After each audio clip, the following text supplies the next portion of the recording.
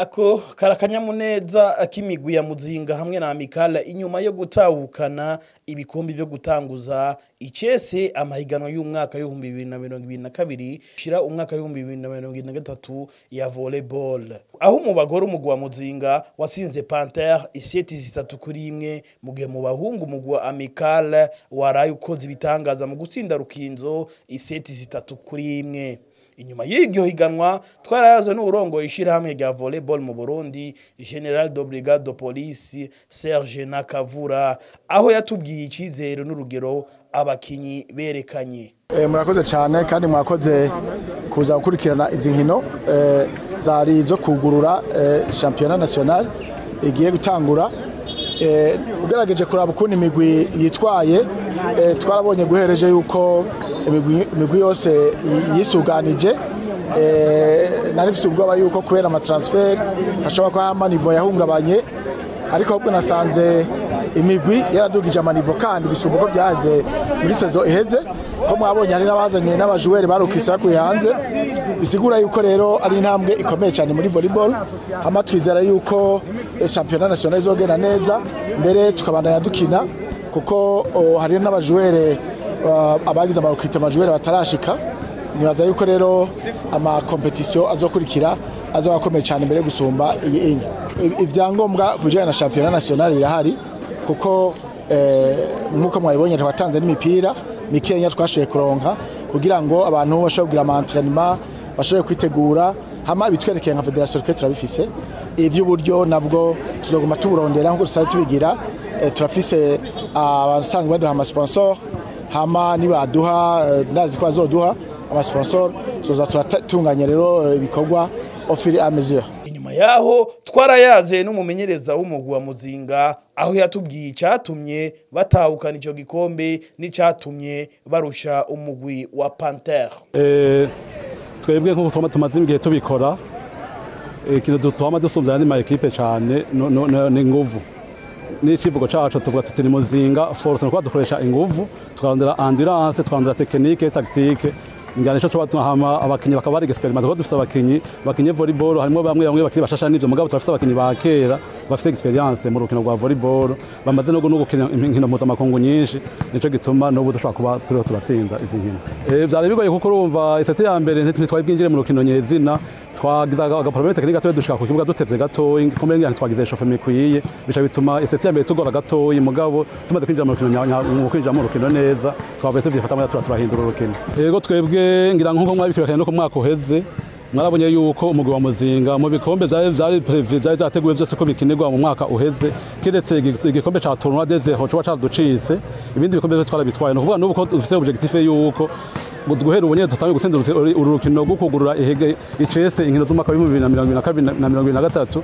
twifuza yuko n'ubu ikivuga ari cakindi ibikombe byose bizoba biri anje tuzogerageza kubikina mpaka tubitware byose ubushimire turabimenya neza ubwo baza gutanga ariko uko ariko kose ngira ngo kumbere bivanye na mikoro la federation ibifise twebwe ikiboneka cose turagishima nta ngorane burya kenshi abakinyi biwacu aho twituma iyo tugiye hanze kenshi tudakunda kuronka intsinzi cyane nuko twebwe ino twacagira ibita sport amateur no kuvuga ni sport dukora dufasha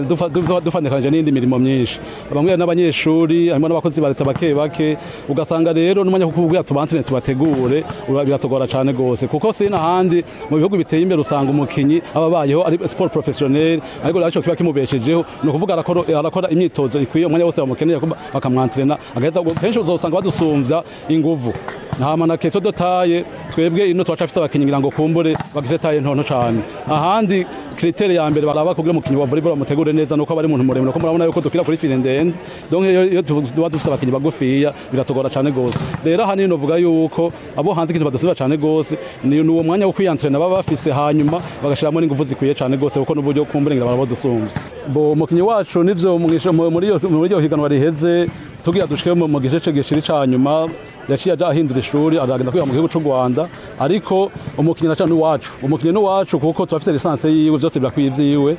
mu Rwanda yagiye kugiranje kwiga no kina Petero ashobora kuba bakinisha ishuri barimo ariko ubu n'umukinyi wacu no kuvuga yuko igihe cyose tuba tumukenereye ko tubona ko ari gana dufise rikomeye turashaka kumutuma akata kadufasha nta ngorane.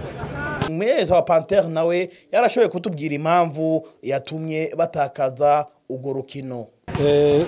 nk'umumenyereza bavuga yuko cyatumye turushwa. Ekipe ya Muzinga ni ekipe yakomeye nivyo kandi yafise pipiniere niniya, yafise abakinyi bakiri bato paraporo iwacu. Ikindi cyatumye icyo gihe mubona mu gice cya kabiri kugira ushike muri finale twe twahuye n'umugwi ukomeye cyane witwa GLS, tukaba twakuye uburohe bwinshi. Ku ruhande rwa Muzinga naho yahuye ni ekipe yitwa Asia, nayo ikaba yakuye intsinzi bitayigoye, bituma rero twe dukinana uburohe bwinshi twararanye. Hanini byavuye kuri ico bya turushwe n'uwo mugwi. Ku iseti ya mbere ubona nk'umumenyereza twari twavuganye n'abakinyi ko ari ukwitanga, nubwo harimo uburohe bwinshi tugakoresha ingufu dusigaranye ku buryo twoshobora gutahukana iyo ntsinzi. Ikindi naco abakinyi bacu bafisemo tubwiye bariko barakura paraporo ya ekipe yindi. Murabonamo umudamu w'imyaka irenga 13 akiri mu kibuga, ariko bituma rero tutashoboye gutakana iyo ntsinzi. Abakunzi ba Panthers muri higanwa tuvuye turi mutangura shampiyona yo mu gihugu hagati yo mu gihugu cyo ayi Bujumbura, twamenyesha yuko tugiye kwitegura kurusha uko twari ko turitegura kugira tubereke ubuhinga, tugiye gukoresha ubundi buhinga bwinshi kugira turabe ko twatakana izo ntsinzi. Urabona muri ibi bihe ama ekipe yose harimo ama ekipe akukira ama institute, hama bafise uburyo bwinshi bashira mu ma ekipe, ariko ekipe ya Panthers irigenga, ijejwe na president n'abamufasha bakeya. Rero kugira uje kurondera umukinyi udashobora kuinteresa para gusumba ekipe arimo biragoye, kuko bandi bashiramo uburyo harimo bahembwa, ngo bageka ko ekipe ya Panthers irigenga nta buryo burebure ifise. Turavye ibihembo bitangwa ku baba bakiye finale nk'umwebwe y'ibihumbi 500, abambere 500, muvuga ko birakwiye. Je novuga nti birakwiye, ariko wana mahiganwa ko ataba ku ma ekipe abiri ya nyuma ashoboye gushika muri finale.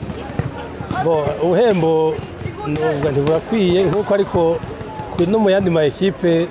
cyose uko twabusabikanye, ekipe yabaye nk'iya gatatu ya kane uburyo nabo boshobora gushikirwa. Umenya ko rero imigwi ya mbere yatahukanye igikombe ku bahungu no ku bakobwa yatahukanye ibahasha y'ibihumbi 500, mu gihe imigwi yafashe ikibanza cya kabiri itahukana amafaranga y'amarundi angana ku bihumbi 250. Mu gihe ku rundi ruhande rero ama association provinciale rero yagiye arahabwa imipira ya volleyball. Kandi abashimire mwese rero mwashoboye kudukurikira muri benshi, ndetse nkaboneraho n'akanya ko kubifuriza umunsi mwiza, mubandanye mu kwikirana ibiganiro bica kuri Indundi TV. Hasta la vista.